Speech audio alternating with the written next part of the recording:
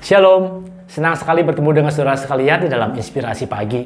Saya percaya saudara dalam pandangan baik yang sehat diberkati Tuhan. Mari kita terus senantiasa memulai hari kita di dalam Tuhan. Kita percaya bahwa kasih setia Tuhan nyata dalam kehidupan kita. Sepanjang hari ini kita boleh hidup di dalam berkat dan kebaikan Tuhan. Oleh karena itu, jangan bosan-bosannya memulai hari kita, pagi kita di dalam Tuhan. Bersama dengan Tuhan, kita pasti akan melakukan perkara-perkara yang besar bersama dengan Allah kita. Mari sama-sama kita berdoa terlebih dahulu sebelum firman Tuhan disampaikan.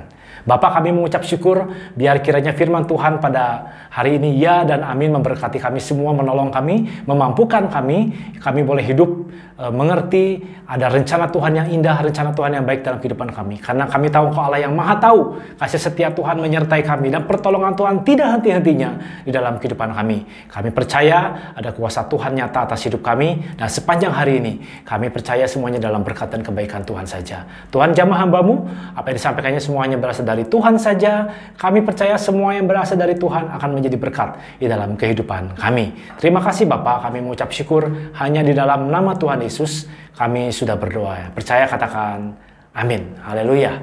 Mari sama-sama kita membuka firman Tuhan terlebih dahulu dari Markus 2 ayat 1 sampai dengan ayat yang ke-12.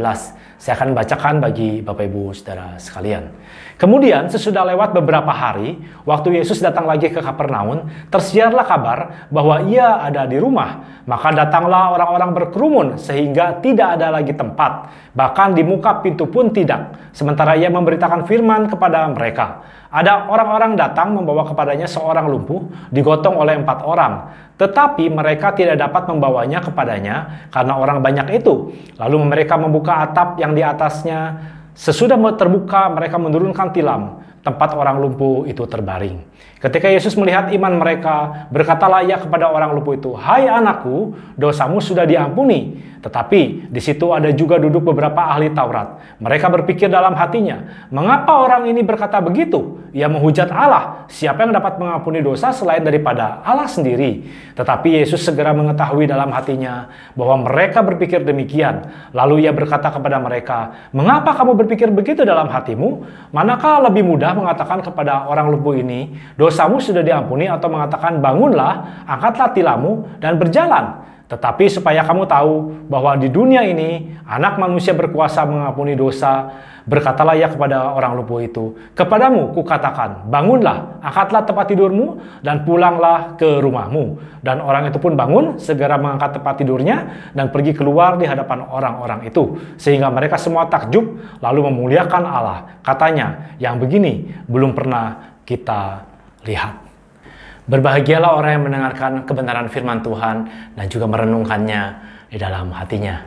Nah, saudara sekalian, memang firman Tuhan pada hari ini sama terambil dari Markus 2 ayat 1 sampai dengan ayat yang ke-12, sama seperti Inspirasi Pagi pada minggu yang lalu. Tetapi mari kita lihat dari perspektif yang berbeda. Saudara, sebagaimana kita ketahui bagaimana Tuhan Yesus kembali ke Kapernaum, kemudian dia mulai mengajar di sebuah rumah, dan kemudian ada orang lumpuh yang dibawa oleh para pengusung. Mereka tidak bisa masuk ke rumah itu dan kemudian membongkar atap daripada rumah itu dan menurunkannya di hadapan Yesus. Dan kemudian singkat cerita bagaimana Tuhan Yesus menyembuhkan orang yang lumpuh itu. Nah, saudara, selain orang banyak, selain orang sakit yang dibawa kepada Yesus, ternyata di sana juga ada beberapa ahli Taurat. Untuk apa ahli Taurat itu datang? Saya yakin mereka tidak datang untuk mendengarkan Yesus untuk mendapat berkat, tapi mereka mencari-cari kesalahan daripada Yesus. Apa sih pengajaran Yesus? Apa yang diajarkannya? Bagaimana hal-hal yang diajarkannya sehingga mereka bisa menilai seperti apa Yesus itu. Dan kemudian saudara sekalian, benar saja ketika orang lumpuh itu diturunkan di hadapan Yesus, Tuhan Yesus berkata begini kepada orang lumpuh itu, "Dosamu sudah diampuni." Saya mau tanya kepada saudara sekalian, yang bisa mengampuni dosa itu siapa? Tentunya hanya Allah saja, bukan? Sama pikiran saudara dengan pikiran para ahli Taurat itu. Karena ahli Taurat itu juga berpikir seperti itu. Dia berkata, wah, orang ini, maksudnya Tuhan Yesus menghujat Allah. Karena hanya Allah sendiri yang mampu mengampuni dosa. Saudara sekalian, Tuhan Yesus memang adalah Allah yang turun menjelma menjadi manusia. Dia lahir di Bethlehem, kita sekarang sudah bulan Desember, kita akan merayakan Natal, dan kita tahu bagaimana Tuhan Yesus itu datang ke dalam dunia untuk menyelamatkan saudara dan saya.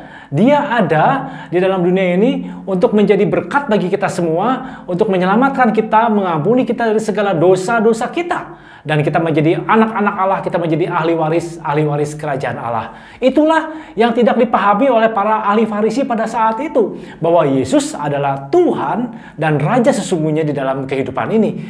Tapi saudara sekalian, yang lebih luar biasanya, Tuhan Yesus segera mengetahui di dalam hatinya. Ahli Taurat itu berkata demikian. Saudara sekalian, artinya apa? Memang Tuhan Yesus adalah Tuhan. Kenapa? Karena dia bisa mengetahui isi pikiran orang lain.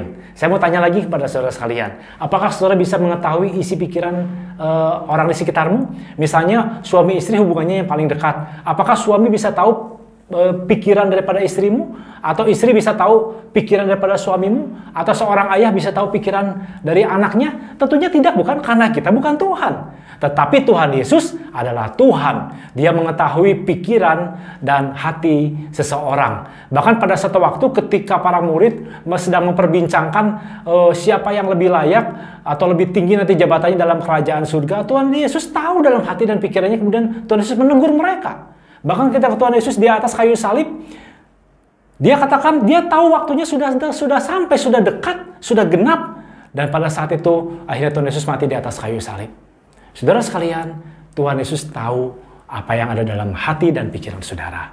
Karena dia adalah Tuhan dan Allah. Saudara, ini mengandung dua pengertian yang akan kita pelajari pada saat ini. Yaitu yang pertama, kalau Yesus tahu hati dan pikiran kita, maka kita jangan main-main dengan Tuhan. Jangan kita punya pikiran-pikiran yang tidak baik. Jangan pikiran kita menyeleweng. Jangan pikiran kita pikiran-pikiran yang berdosa.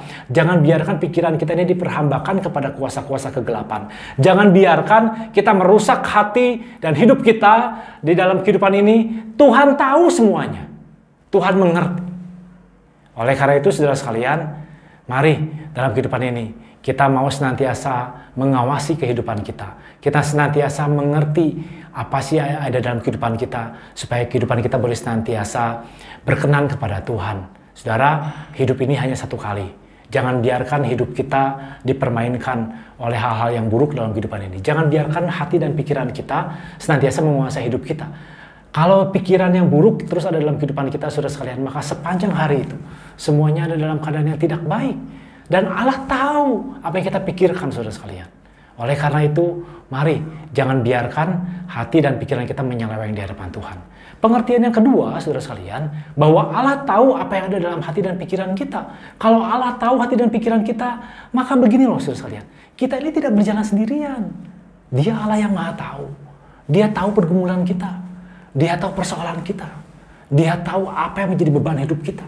Jangan jalan sendiri semuanya, saudara. Jangan kita semuanya merasa bahwa wah, saya ini tidak bisa, tidak mampu melakukan sesuatu apapun juga. Kita punya Allah yang Maha tahu. Dia tahu setiap hati dan pikiran kita. Dia sanggup menolong kita, saudara sekalian. Dia sanggup memulihkan hidup kita. Oleh karena itu, mari kita mau serahkan hidup kita sepanjang hari ke dalam tangan Tuhan. Dia Allah Maha tahu. Dia Allah yang selalu memberkati hidup kita. Dia akan senantiasa menjamah hidup kita.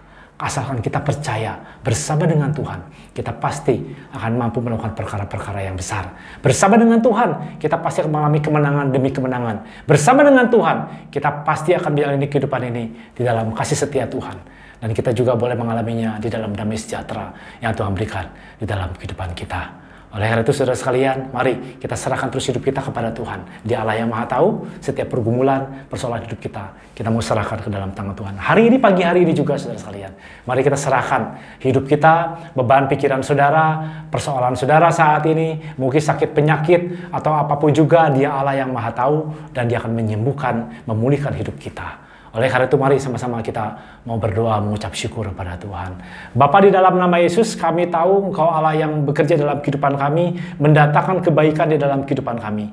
Oleh karena itu beri kepada kami kekuatan saat ini untuk kami boleh mengerti bahwa kasih setia Tuhan nyata dalam kehidupan kami. Karena Engkau Allah yang tahu setiap hati dan pikiran kami. Oleh karena itu Tuhan, dalam setiap pergumulan hidup kami, dalam setiap persoalan yang sedang kami alami, beban yang berat apapun juga kami serahkan ke dalam tangan Tuhan. Kami tahu Engkau Allah yang Maha tahu dalam kehidupan ini. Engkau Allah yang menjamah kehidupan kami. Kami juga berdoa Tuhan, biar kiranya Tuhan juga yang menjamah kami semua saat ini. Jangan biarkan kami menyeleweng di hadapan Tuhan. Jangan biarkan kami ada dosa di dalam kehidupan kami ya Tuhan. Karena Engkau juga Allah yang Maha tahu. Sucikan, kuduskan kami semua, layakkan kami untuk senantiasa kami boleh hidup di dalam Tuhan saja. Kami percaya sepanjang hari ini kami hidup di dalam kasih dan kemurahan Tuhan. Karena kami punya Allah yang ajaib, kami punya Allah yang dahsyat, kami punya Allah yang hebat, kami punya Allah yang Maha tahu di dalam kehidupan ini. Kami percaya kemanapun kami melangkah, ada pertolongan Tuhan, ada kebaikan Tuhan, kasih setia Tuhan sungguh nyata dalam kehidupan kami. Terima kasih Bapa untuk renungan pagi pada hari ini. Kami percaya kuasa Tuhan nyata atas hidup kami. Terima kasih, hanya di dalam nama Yesus kami sudah berdoa. Yang percaya katakan amin. Puji Tuhan, Tuhan Yesus memberkati.